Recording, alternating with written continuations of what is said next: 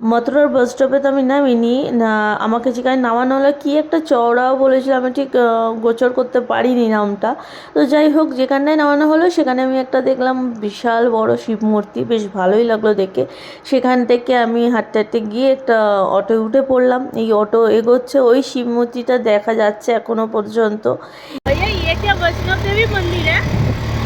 हाँ हाँ अच्छा, ये तो यहाँ ठीक है, हाँ वो तो अंदर जाने मैंने आने के बाद क्या कहते हैं कब मंदिर खुला? हाँ 12 बजे बंद, तो 12 बजे तक। हाँ अच्छा 12 बजे बंद है, तो तुम ऐसे निधिवन घूमे आ सकते। 12 बजे के बाद निधिवन जा सकते हैं? हाँ निधिवन है दिन भर की खुला। और दिन भर की खुला है? हाँ। वो तो रात को खाली बंद हो जाते हैं। रात को 5 बजे बंद हो जाते, 5-6 बजे, 5-6 बजे बंद हो जाते। अच्छा सब मंदिर अब तो तुम नहीं थे दर्शन करते जाओ आराम। तो आज अभी जा रहे हैं बाकी बिहारी जी की मंदिर, फिर जाएंगे राधा मोहन जी की मंदिर। हाँ राधा वल्लभ वही है, पास में ही है, पास में ही है सब मंदिर सब पास में। এইভাবে যাতায়াতের পথে পরিষ্কার হয়ে যায় আর অনেকে রিপেয়ারও করে দেয়। রাধে রাধে রাধে রাধে। গাড়ি ছুটে চলেছে বৃন্দাবনের রাস্তা ধরে, আর আমি প্রত্যেকটা অলিগলিকে নিখুঁতভাবে দেখছি, দেখার চেষ্টা করছি আর কি, যতটা সম্ভব হয়।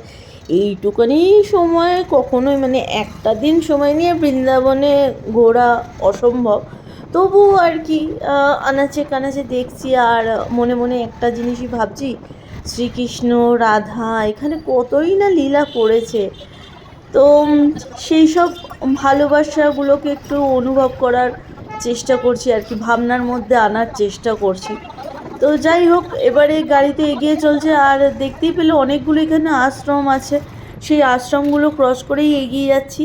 কোথায় যাচ্ছি আশা করি এতক্ষণে বুঝতেই পেরেছো, যে আমি যাচ্ছি বাকে বিহারীজির মন্দিরে। তো এই যে আমি বারবার ফোনটা বার করে ভিডিও করছি, আমাকে সবাই ওয়ার্ন করছে যে ফোনটা আপনি ঢোকান, নাহলে কিন্তু এই যে হনুমান বাবাজি আছেন এখানে, ফোনটা কেড়ে নিতে পারে। এখানে ফোন চশমা সব কিছু কেড়ে নেয়। ওই একটা চশমা কার একজন যেন কেড়ে নিয়েছে, কেড়ে নিয়ে চোখে পড়ছিল, দেখছে। আমি শুধু ভাবছি, চোখে পড়তে হয়ও জানে আর স্টাইল দিতে হয়ও জানে, মনে মনে বেশ আনন্দই হচ্ছে। তা দেখতে দেখতে যাচ্ছি।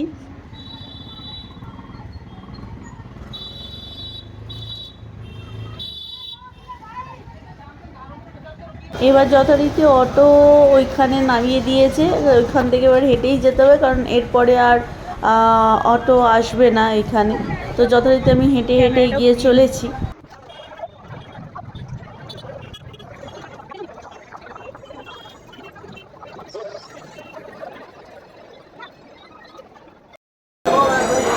দিজিয়ে ভাই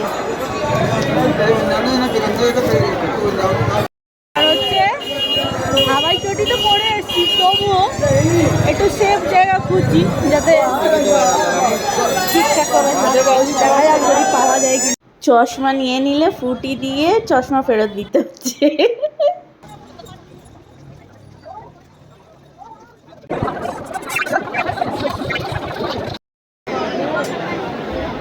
भैया बात कर लो भैया।